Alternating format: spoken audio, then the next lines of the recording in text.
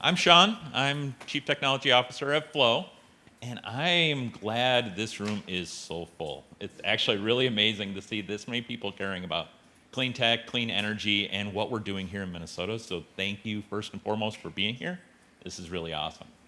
So I'm going to tell you a little bit about our heat pump and what it does. Maybe I'll tell you about it. So, as I mentioned, I'm Sean. Have a company called Flow Environmental Systems.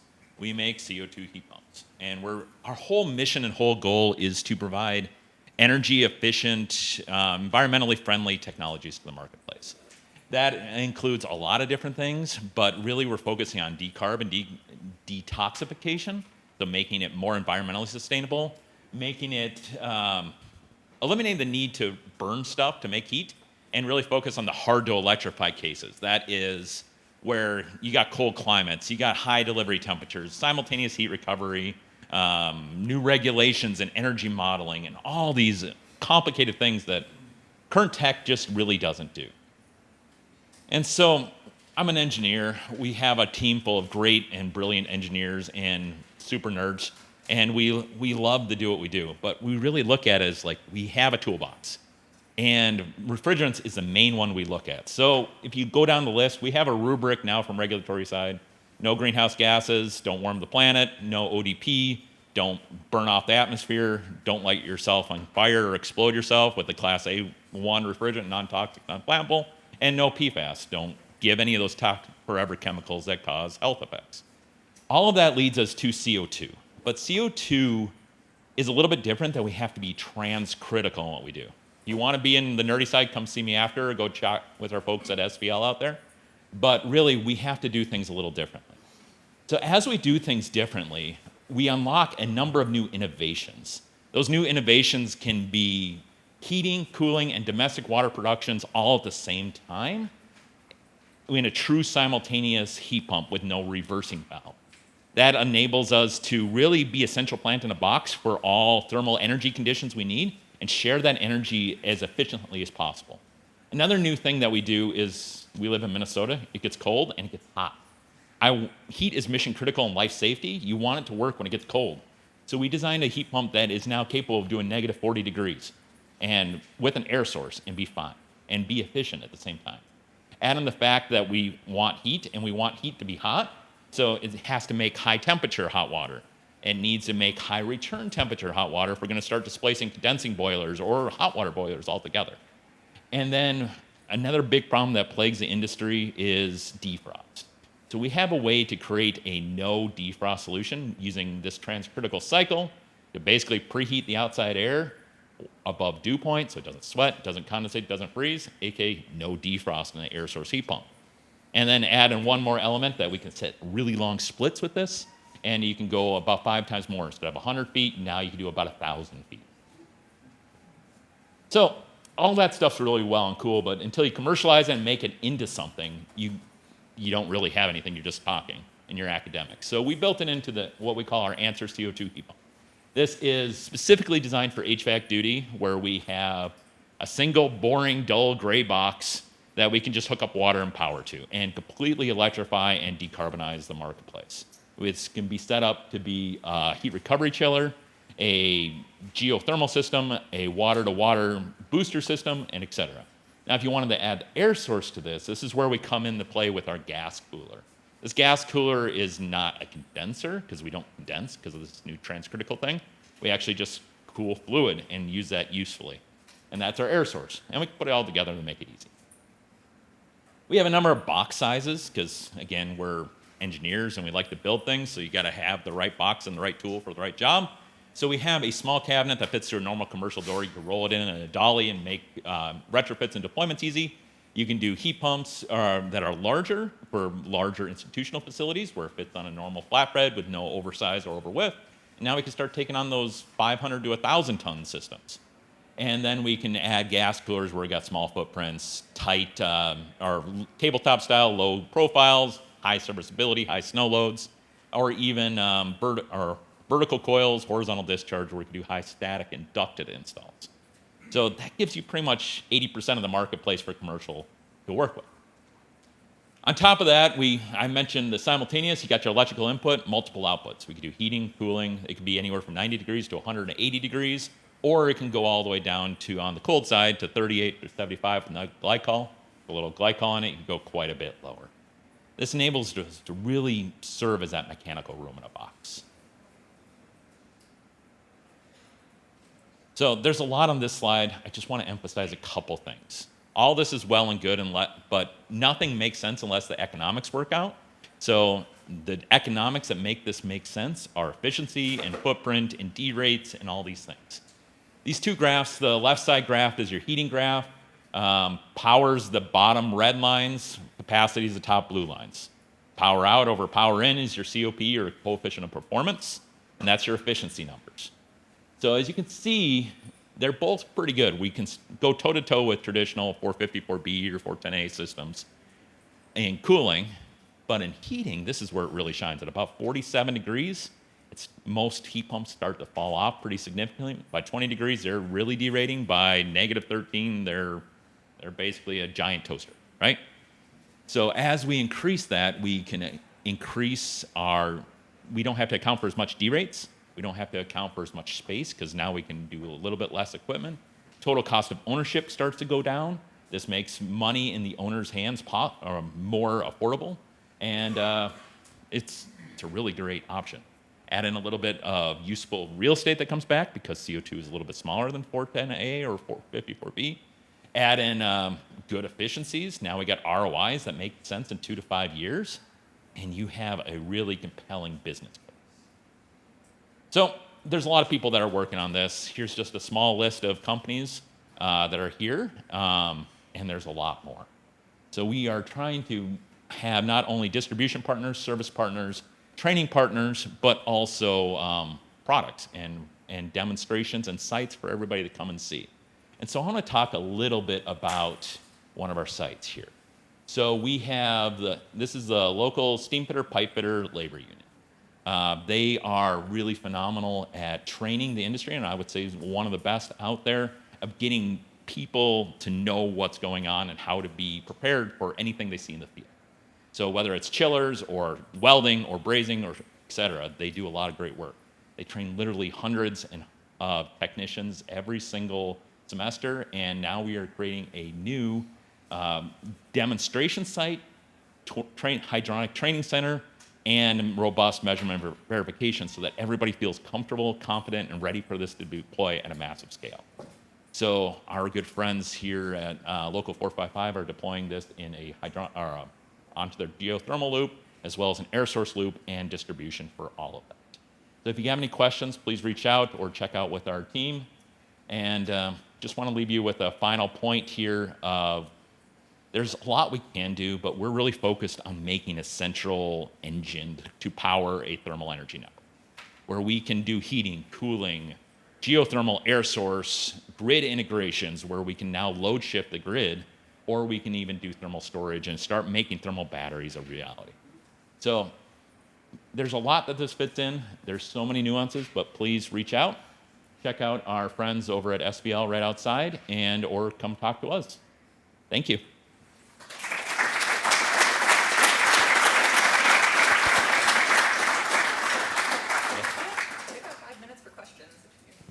Questions? We got 5 minutes, people. Yeah. Typically, heat pump depends on phase change, gas to liquid. Yeah. Does CO2 have a phase change?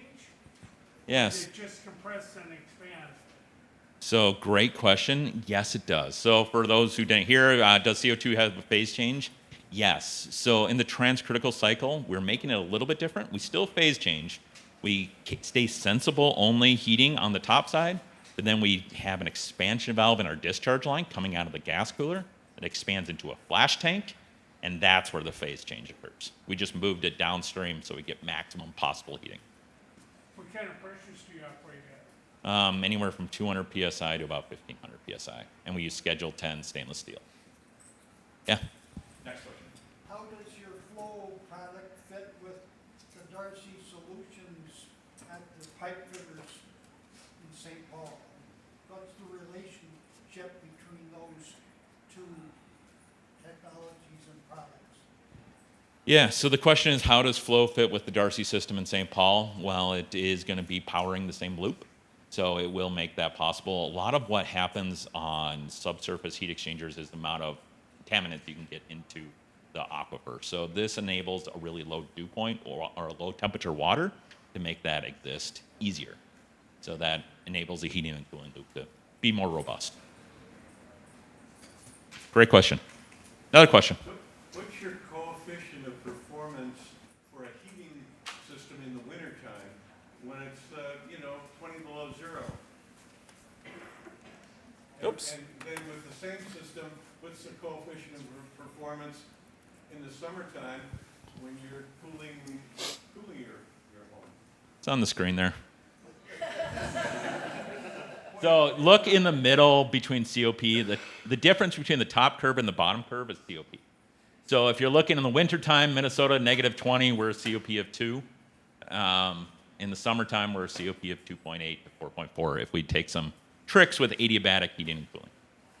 That's 3.8, and the other one's 1.8?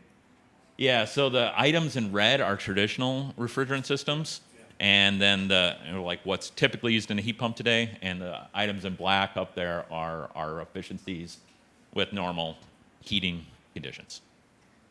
And you can kind of see that direct comparison. Yeah. One more question? Well, what's the operating pressure at those two different conditions? We maximize the pressure for heating, so that gets you up to between, let's say, 1,100 psi to 1,500 psi. 1,500 psi. Yeah. People get scared about pressure a little bit, but it's not that scary. The soda stream or a kegerator that you might see is about the same pressure. It's just a little more refrigerant. So, and then hydraulics are a factor of 10x higher. So, and we use those every day. Great. Thank you, everyone.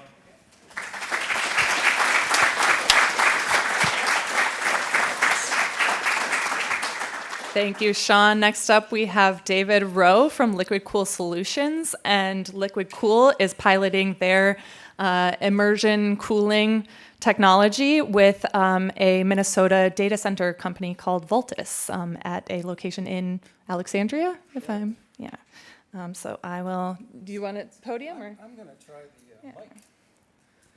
No.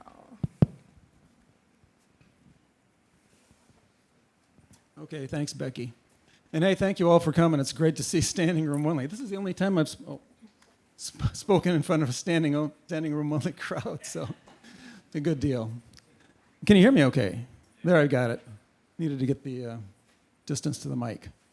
So as Becky mentioned, LiquidCool Solutions, a startup company in Rochester, Minnesota, and we had this crazy idea that the best way to cool computer electronics is with a liquid, whereas just about every other computer on the planet is cooled using air. But it's also exciting to talk about data centers and data center energy efficiency. I was struck by one of the panelists this morning mentioned that in the next 25 years, electricity demand is going to go up by 25%. At the same time that we're trying to get to 100% renewable energy, it's like trying to chase a moving target. More and more electricity is being consumed by various sources.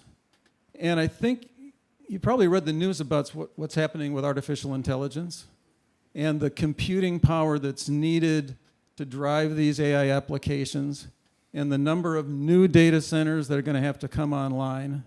Bottom line is, data centers over the next 25 years are going to be one of the major drivers of the increase in electricity demand. And LiquidCool Solutions is one of a handful or so of innovative cooling technology companies that are trying to buck the trend to get away from cooling with air to cooling with a liquid. So I'm going to spend a few minutes talking a little bit about our technology, what the benefits are and what it can do for reducing electricity demand. And then I'll talk a little bit about this demonstration that we have coming up in Alexandria with the Voltus Data Center. Okay, let's see how I do this here. So let's talk a little bit, without getting too technical, total liquid immersion cooling. Well, pretty simple. We've got a photo of one of our very simple servers. But there are a few basics about our version of immersion cooling. We take computer electronics and we immerse 100% of the electronics inside an enclosure in a fluid which, don't worry about it, I know your mother told you don't put electronics, don't get it wet. Whatever you do, don't get it wet. This fluid is a synthetic oil, actually, light grade synthetic oil. The one we use is produced actually by a company called Ascentec, which is located right here in the Twin Cities.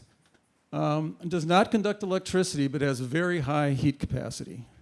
So a fluid like this can hold more than 1,000 times more heat than the same volume of air, which makes it an ideal medium for cooling electronics.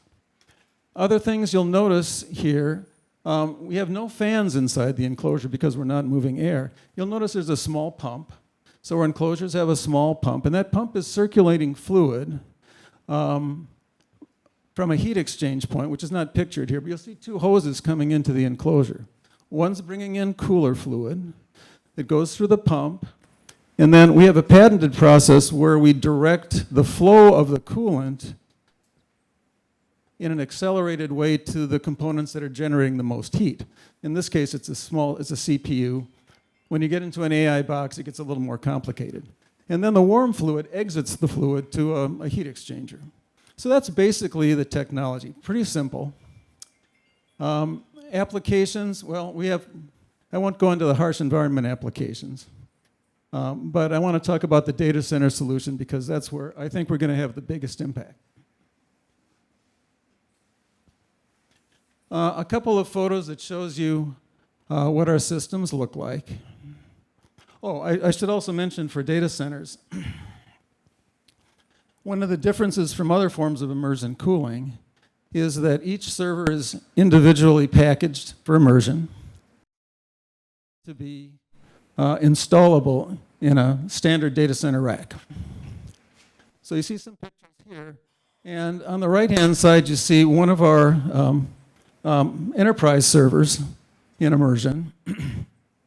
And another thing about our technology is that none of the components inside, there's nothing special about them. Everything inside, motherboards, CPUs, memory, storage, power supplies, are just standard parts that, you can find in an air-cooled server. So immersing them doesn't make a difference, other than the fact that it's a lot easier to remove the heat.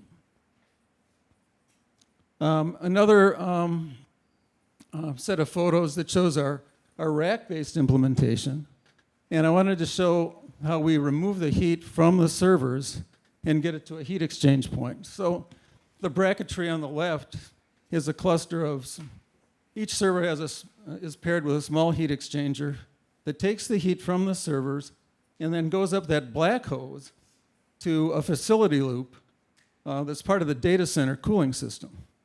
So enough about our technology. I'm running out of time here. But very simple, very effective. And you'll notice that we're scaling up now. I mean, we are ready to scale. We're ready to commercialize. And that's why having this demonstration that's coming up at Vault is going to be an important way for us to show our proof point that this thing really works and that it can save energy. So the benefits, a lot of energy savings. If you look at data centers today, the whole scope of data centers, based on recent studies, about 1/3 of the total energy or electricity use of data centers is for cooling. And that's because most data centers, actually all data centers, to some degree, use air cooling to cool the servers. Cooling with liquid is far more efficient because of that heat capacity that liquid has. And the cooling infrastructure is also simpler, and I'll show you on another slide.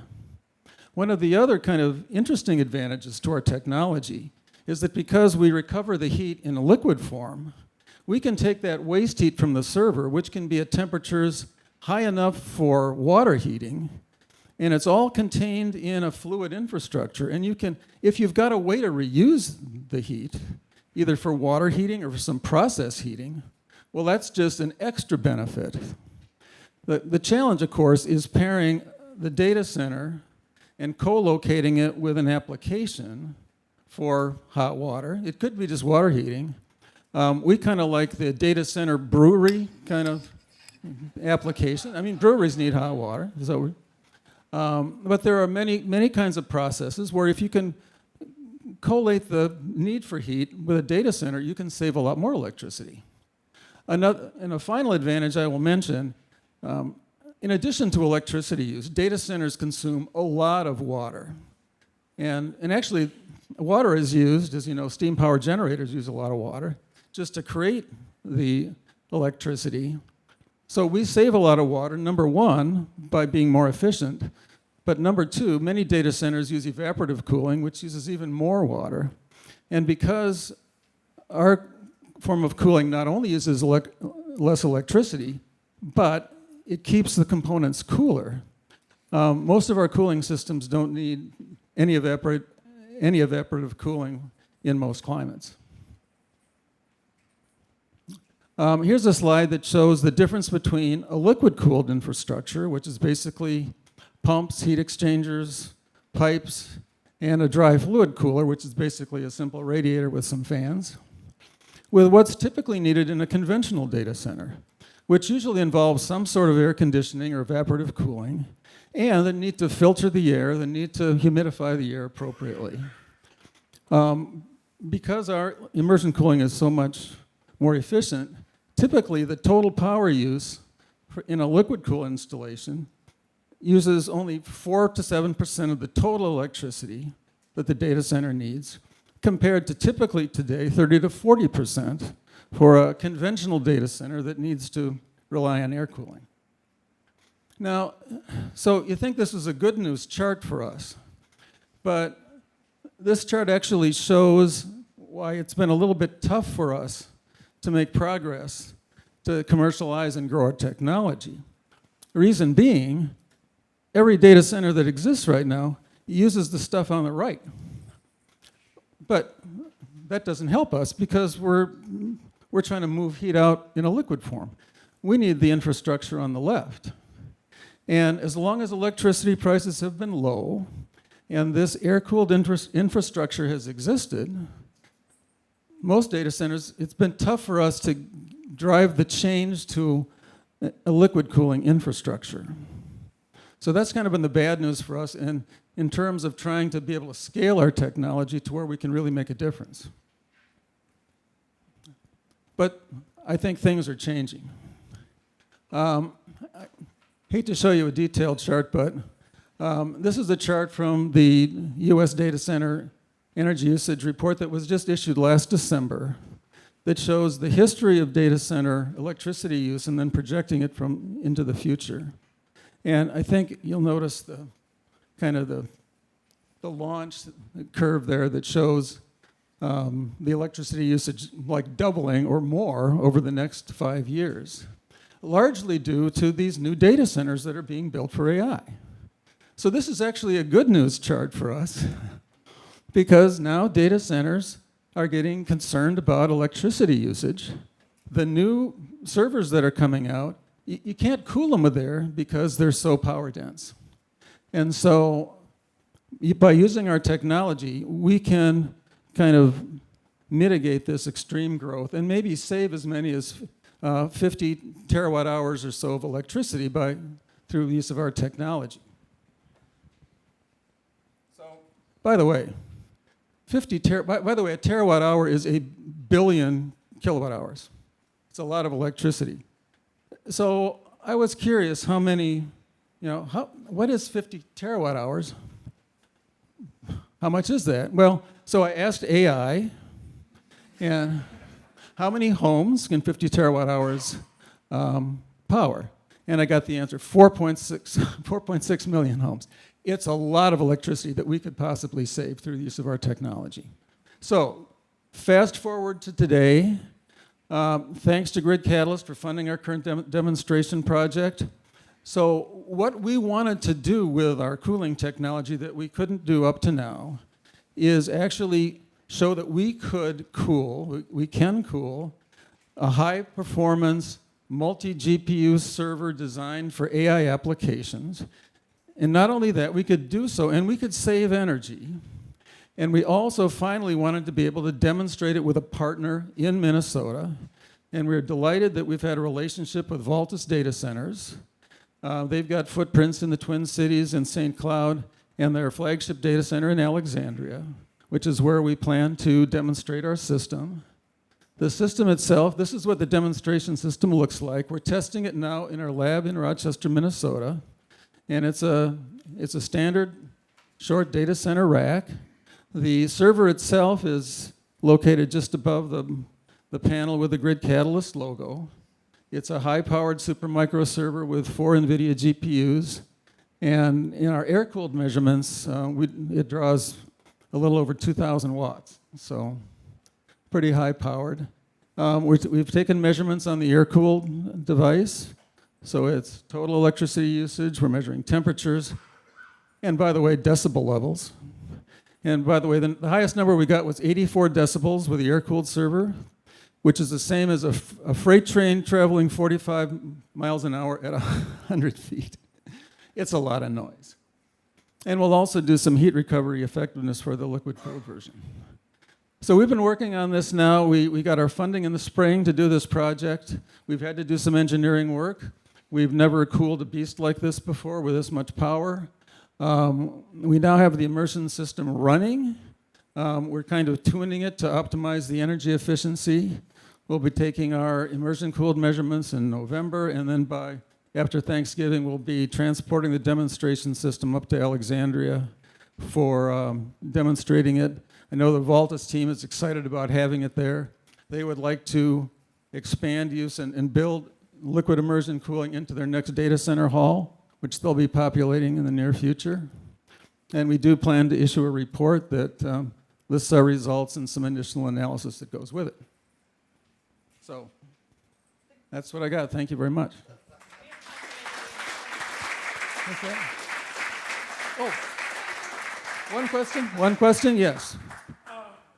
Your waste heat, how would that fit with St. Paul district heating?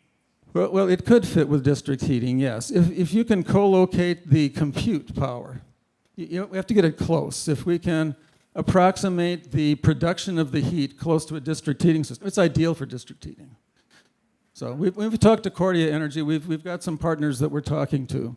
It's about getting the right location. Yep.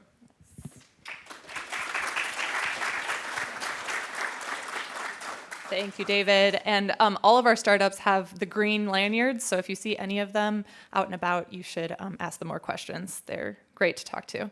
So next up, we have Brandi Kochera with C-Motive Technologies, and they installed their electrostatic motor at Summit Brewing last spring. So yeah, Brandi, come on up. I'd stand behind the podium, but then I don't think half the room can see me. So I'll stand next to it. So I'm with C-Motive Technologies, and C-Motive Technologies is the only company in the world making an electrostatic integrated motor drive.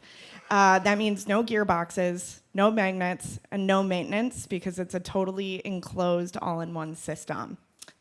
C-Motive delivers the lowest operating cost of any motor on the market. We're now 27 people based in Madison, Wisconsin, always happy to cross the Mississippi border to come to Minnesota. And we have 20 plus domestic and international patents because we're now doing some work in Germany where electricity costs are very, very, very high. Traditional motors on the market are inefficient and require a lot of maintenance. Traditional motors pass current through copper windings that interact with a gearbox to slow down the RPMs. So our motor is specifically designed for 0 to 300 RPM high torque applications where a gearbox is no longer necessary. Most motors on the market run anywhere from 17, 18 to 3600 RPM. Then you need a gearbox, typically a 30 to 1, 20 to 1, or a 10 to 1 gearbox to slow it down. And those gearboxes have oil through them, so they are frequent maintenance causers. At our pilot facilities that we've done tours at, you can see puddles of oil below the gearboxes. Some companies have maintenance engineers dedicated to just cleaning up oil underneath these gearboxes. They're extremely inefficient. And 95% of the lifetime cost of a motor is the electricity to run that motor. Not only are motors inefficient, but they're very critical material intensive. I'm sure most of you in this room probably have followed copper prices at some point. I know recently China just announced another, they're not importing magnets anymore to the United States. At least they're typically pretty hard to get, and you only have a certain amount of magnet supply from each country, and it typically only comes from China. So electrostatic motors are not new. This is actually technology Ben Franklin worked on 275 years ago. Then MIT tried to pick it up, GE picked it up, and really the key enabler of the technology is the liquid that we created that goes into the motor. So that acts as a dielectric liquid that strengthens the electric field. It is non-halogenic, non-carcinogenic. It's biodegradable. You can ship it into the EU, you can ship it into California and Asia, and there are no restrictions or limited restrictions. So it's a completely safe fluid. A good comparison would be transformer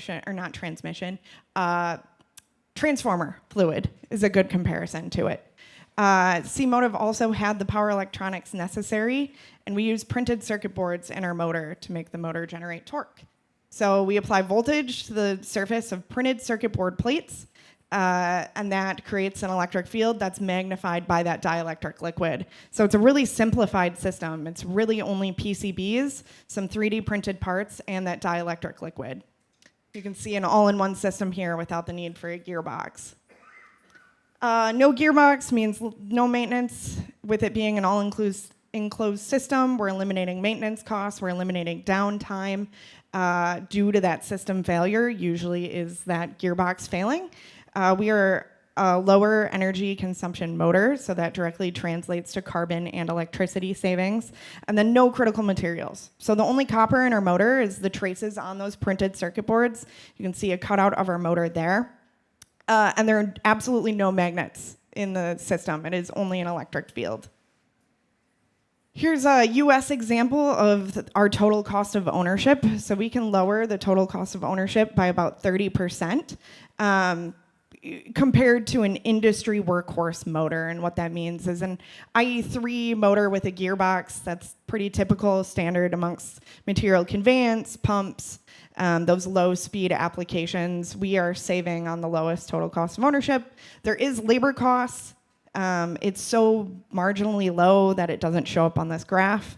And knowing that the HVAC strain can be a big issue for a lot of our customers, especially in warmer climates, this is a really good alternative because we don't have that same heat generation that a traditional motor has. And that can be seen in a couple of slides. This is our efficiency advantage. So a traditional IE3 or an IE4, it goes up to IE5, meaning you're 90% efficient. We are at 92% efficiency as just the motor.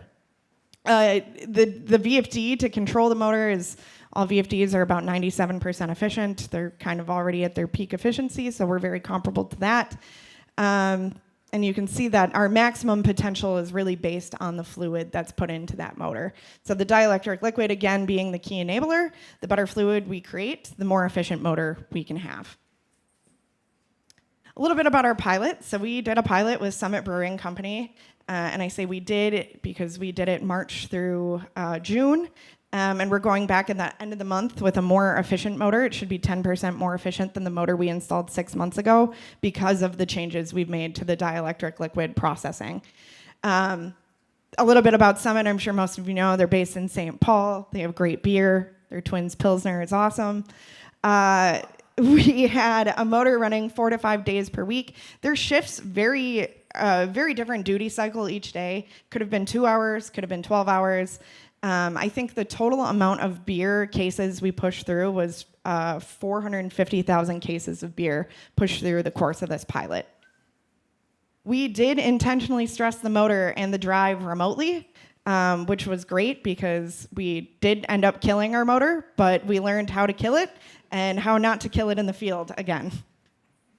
So this pilot actually really helped us get to the next stage of development. We know that with the current product that we were installing in these pilot facilities, that the drive was not integrated into the motor. It looked like a microwave. We call it a Hobbit because it's short, but it's stocky and kind of massive.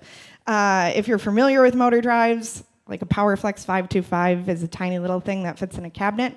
We know we have to get to that size.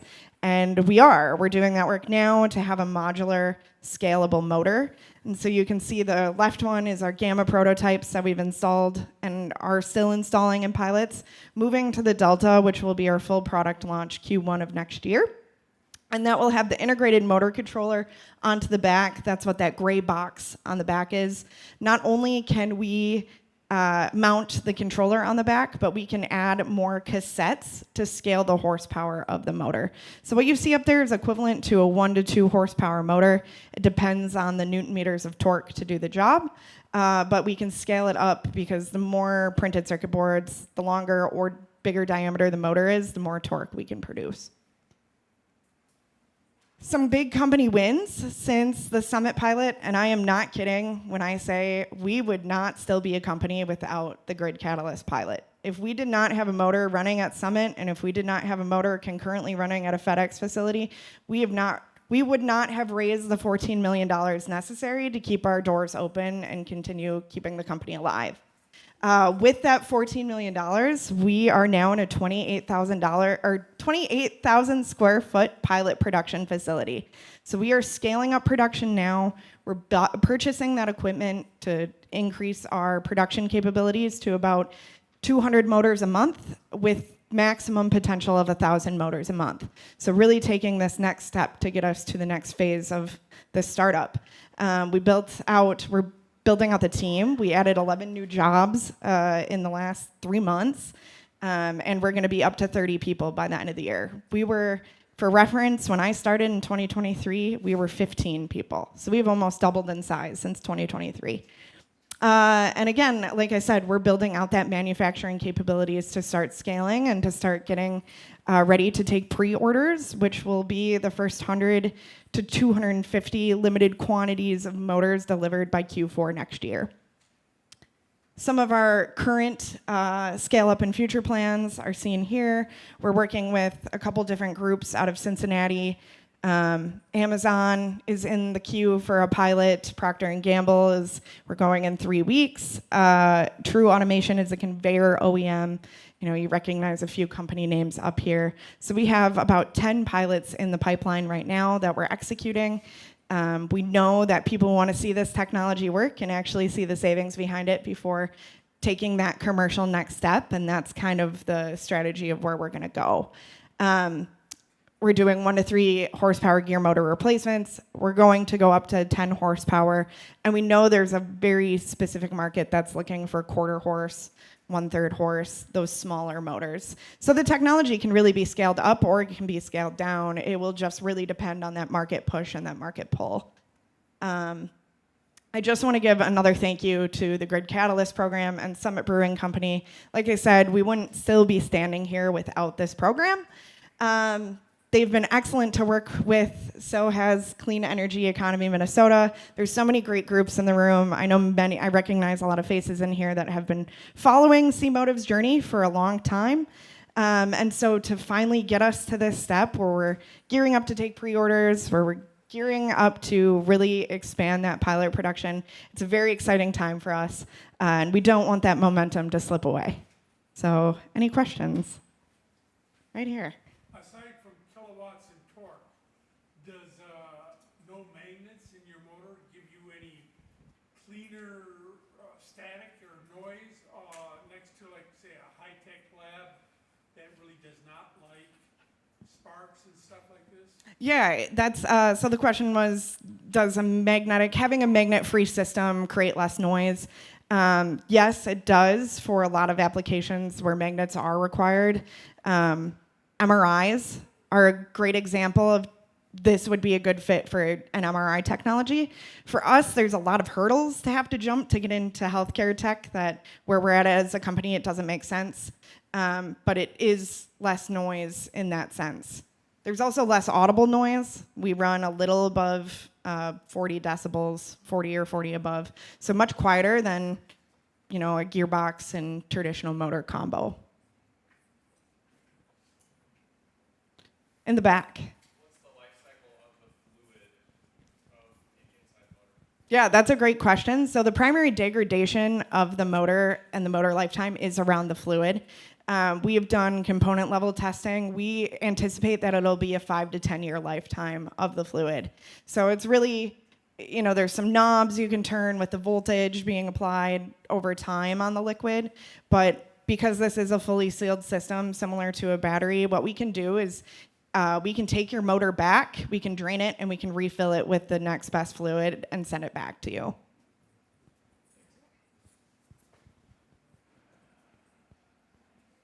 Over here. I think you said your capacity is quarter horse up to, I think you got future plans to go to 10 horse. Yep. Does the technology lend itself to go up even bigger? Is that future plans or not? It does allow itself to go bigger, and that's really, we can get bigger horsepower and more horsepower by scaling the printed circuit boards. The more surface area means more torque. I think the length is a linear function, and then the diameter is a square function of the torque. So it can be scaled. Our beta units were like the size of a coffee table, and those were capable to go up to 500 horsepower. The big limitation, so it comes with a caveat, the big limitation of the technology is we can't go fast. So you wouldn't expect to see this in an electric vehicle at any time because we are spinning the printed circuit boards through a liquid. That's why we have really focused our RPMs on 0 to 500, but high torque, again, this machine here is capable of 40 newton meters up to 80. So we would like to try to find applications that are pretty similar within that range. Right here.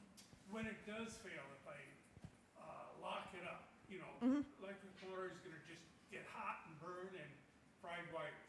What happens if I lock up your motor? Is that the same thing as EMF, like back EMF? No, I'm Or, thinking of like torque, where it, oh, like a braking system. Yeah, that is, it might degrade the controls faster, but we can hold full torque at 0 RPM. So braking is not really an issue. It's just a controls algorithm for us right now. So we've focused our development around continuous RPM applications, but servo and things that do hold or need to brake. Garage doors is a great example. This is technology that can definitely be implemented into those applications. so it does not worry about stalling out and burning up the motor. Correct. Our motor doesn't have the current, so it doesn't have the heat generation. So it's cool to touch. Like we just went to Pack Expo and you could touch our motor after running for 3 days. It was running at 25 Celsius, so basically room temperature.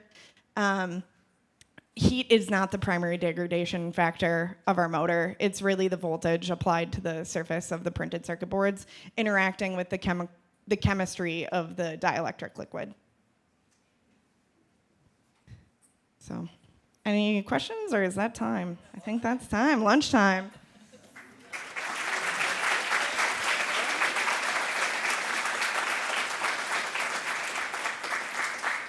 Thank you, Brandi. Yes, it is lunchtime in Memorial Hall, back where the opening session was. And I was reminded to tell you all that there is an electric fire truck out front, the doors next to the opening stage.